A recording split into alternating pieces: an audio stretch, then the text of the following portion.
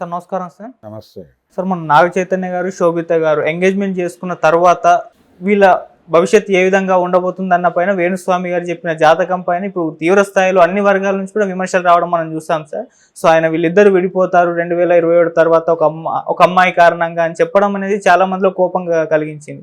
ఇప్పుడు ఫిలిం జర్నలిస్టుల సంఘాలన్నీ కూడా ఈయన పైన యాక్షన్ తీసుకునే ఛాన్సెస్ అయితే కనిపిస్తున్నాయి సార్. కంప్లీట్ చేస్తామని అంటున్నారు. మరి ఏం జరిగే అవకాశం ఉంది? వేణుస్వామి గారి కామెంట్స్ పైన మీ ఒపీనియన్ ఏంటి సార్? వేణుస్వామి కామెంట్స్ మీద కామెంట్స్ కాదు, అది ఆయన వాళ్ళ జాతకాలు పరిశీలించి ఒక ప్రకటన చేశాడు. దీన్ని అంటే ఒక ఎక్స్పైరీ డేట్ చెప్పాడు. ఈ రిలేషను 27లో ఎక్స్పైర్ కాబోతోంది అని చెప్పాడు. నిజానికి అలా చెప్పే హక్కు ఆయనకు ఉందా అనేది పరిశీలించాలి. ఎవరి జీవితం గురించి అయినా సరే, ఇప్పుడు వేణుస్వామి గారు ఆయనకి వివాహం అయ్యుంటే నాకు తెలియదు, వారికి ఒక భార్య ఉండుంటే వారిద్దరూ విడిపోతున్నారని ఇంకెవరో ప్రకటిస్తే ఆయన గాయపడతాడు కదా. ఒకవేళ ఆల్రెడీ విడిపోయి ఉంటే ఆనందపడతాడు, విడిపోయే కండిషన్ ఉంటే నిజమే కదా అనుకుంటాడు. ఆ పరిస్థితి లేనప్పుడు చెబితే గాయపడతాడు కదా. అలాగే అవతలాళ్ళు గాయపడతారు కదా. పర్సనల్ స్పేస్లోకి వచ్చి మాట్లాడటం అని అప్పుడు అంటాడు ఆయన. వ్యక్తిగత ఆవరణలోకి వచ్చి మాట్లాడుతున్నారు అని ఆయన చాలా సందర్భాల్లో చాలామంది మీద విరుచుకుపడ్డాడు.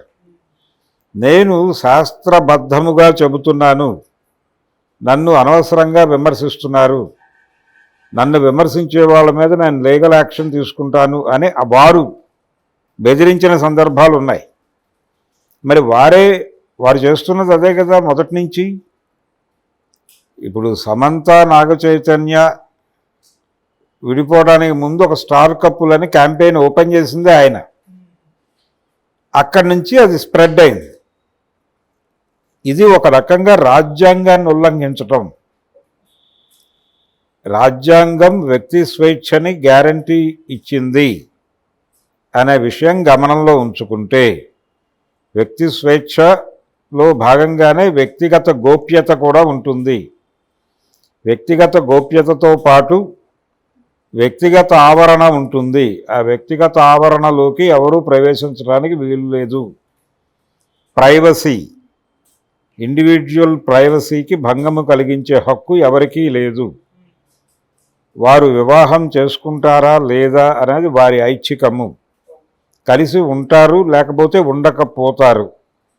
ఉండకపోయే పరిస్థితి ఉందని భావించే కదా చట్టం చేసింది. విడిపోయే హక్కును కల్పిస్తూ చట్టం చేశారు కదా. డివోర్స్ యాక్టులు ఇవన్నీ అలా వచ్చినవే కదా. పింగళి నాగేంద్రరావు గారు గుండమ్మ కథలో రాసిన పాటలో చెప్పినట్టు విడాకు చట్టం తెచ్చారు అని రాశాడు. సటైర్ వేశాడు, ఒక జోక్ వేశాడు తప్ప నిజానికి జోక్ కాదు అది.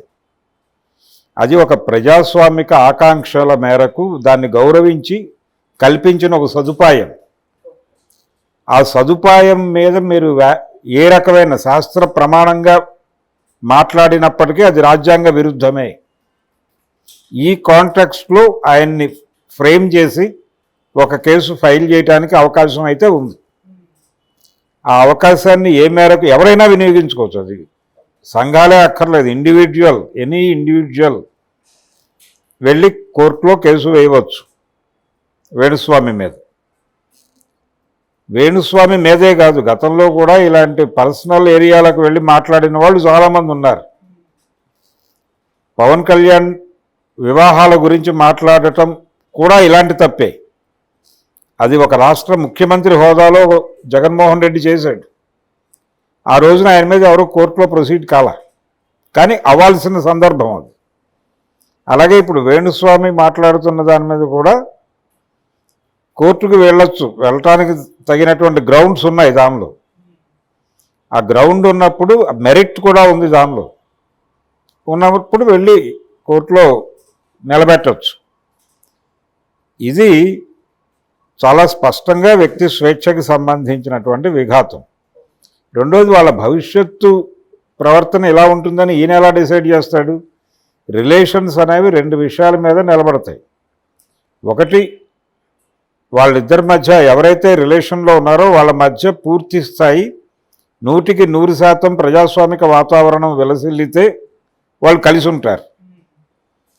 అది లేనప్పుడు ఎవరో ఒకరు సర్దుబాటు ధోరణితో లొంగుబాటుతో వ్యవహరించినప్పుడు ఆ రిలేషన్ నిలబడుతుంది. అలా కాకుండా ఇద్దరూ కూడా వ్యక్తిత్వంతో వ్యవహరిస్తే, వ్యక్తిత్వం అంటే ఎవరి అభిప్రాయాల మేరకు వాళ్ళు నిలబడితే అప్పుడు కొంచెం భావపరమైనటువంటి ఘర్షణ జరుగుతుంది. ఆ ఘర్షణలో కలిసి ప్రయాణించడం కష్టము అనే అభిప్రాయం కలిగినప్పుడు విడిపోతారు. అది తప్పేం కాదు, అదే మహాపాపము కాదు, పాతకం కాదు. ఇప్పుడు ఈయన దీనికి ఎక్స్పైరీ డేట్ పెట్టడం వలన జనాలలో పెళ్లి పట్ల ఉన్నటువంటి ఒక పవిత్రత, ఒక అభిప్రాయం ఉంది. అక్కడికి వెళ్ళి గేమ్ ఆడుతున్నాడు, ఒక మనోభావాల దగ్గరికి వెళ్ళి గేమ్ నడుపుతున్నాడు. అంటే నైతికత పట్టుకొస్తున్నాడు. పట్టుకొచ్చి గతంలో కూడా నేనే చెప్పాను ఆ పెళ్లి పటాకులు అవుతుంది అని కూడా క్లెయిమ్ చేసేసుకుంటున్నాడు. ఈ ఉత్సాహంతో ఇదంతా ఎందుకు చేశాడు ఇంత హడావిడి అంటే సెకండ్ ఇన్నింగ్స్ ఆయనకి. వైనాట్ 175కి మద్దతు ప్రకటించినటువంటి వేణుస్వామి గారు 11 అనే నెంబర్తో భంగపడిన వాళ్ళలో ఆయన కూడా ఉన్నాడు. ఆ సందర్భంగా ఆయన కన్ఫెస్ చేసి అస్త్ర సన్యాసం చేసి ఇప్పుడు మళ్ళీ ఇది బాగుందని చెప్పి రీఎంట్రీ ఇచ్చాడు. ఇది ప్రమాదం. ఈ ప్రమాదాన్ని నిలువరించడం కోసం ఆయన మీద అంటే రాజ్యాంగ స్ఫూర్తికి వ్యతిరేకంగా మాట్లాడుతున్నాడు, రాజ్యాంగం వ్యక్తులకు హామీ ఇచ్చినటువంటి అంశాలని ప్రశ్నిస్తున్నాడు, దాని మీద నెగిటివ్ కామెంట్స్ చేస్తున్నాడు అన్న టోన్లో ఆ గ్రౌండ్లో కేసు బుక్ చేస్తే బలంగా ఉంటుంది. ఆ దిశగా లీగల్ ఎక్స్పర్ట్స్తో చర్చించి కేసు పెడితే దానికి ఆ మేరకు ఒక హెచ్చరికగా కూడా ఉంటుంది. అది గతంలో ఇలాంటివి జరిగినాయంటే ఒక జర్నలిస్టు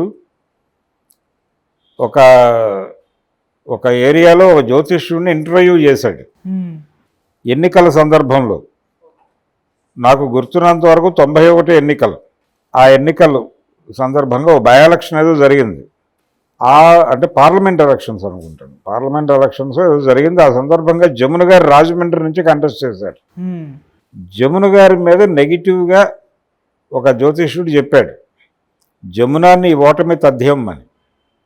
ఆంధ్రప్రభలో అది వచ్చింది హెడ్డింగ్, జమునాన్ని ఓటమి తథ్యం అని చెప్పి ఒక జ్యోతిష్యుడు ఫోటో పెట్టి వేశారు. ఆవిడ నిజంగానే ఓడిపోయారు.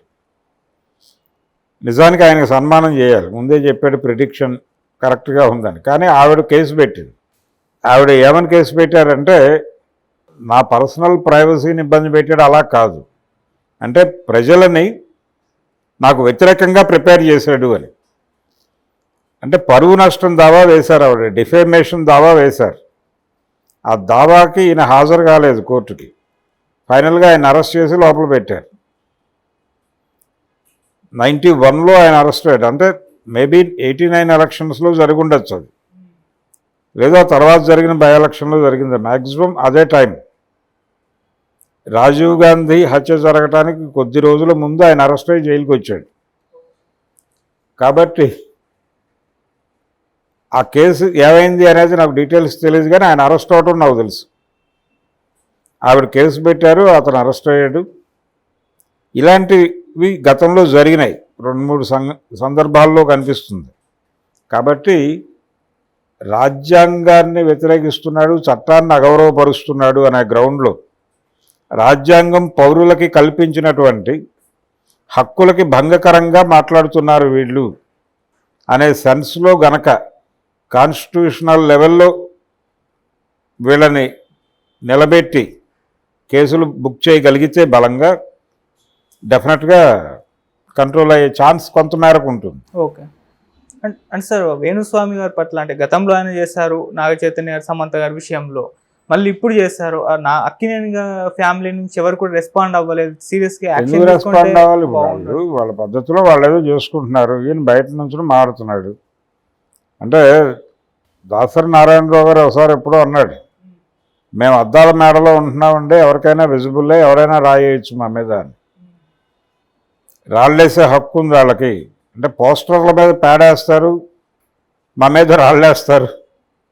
ఎందుకంటే ఈజీగా ఉంటుంది, మేము దొరుకుతాం ఈజీగా, సినిమా వాళ్ళకి శీలం ఉండదు అని మాట్లాడుకుంటారు, ఇవన్నీ చెప్పాడు ఆయన. కాబట్టి ఒక తనకి పబ్లిసిటీ రావడానికి దీన్ని ఒక ఆయుధంగా వాడుకోవడం, అంటే సెకండ్ ఇన్నింగ్స్కి ఇది ప్రాపర్ కేసు అనుకున్నాడు ఆయన. అది ప్రమాదం.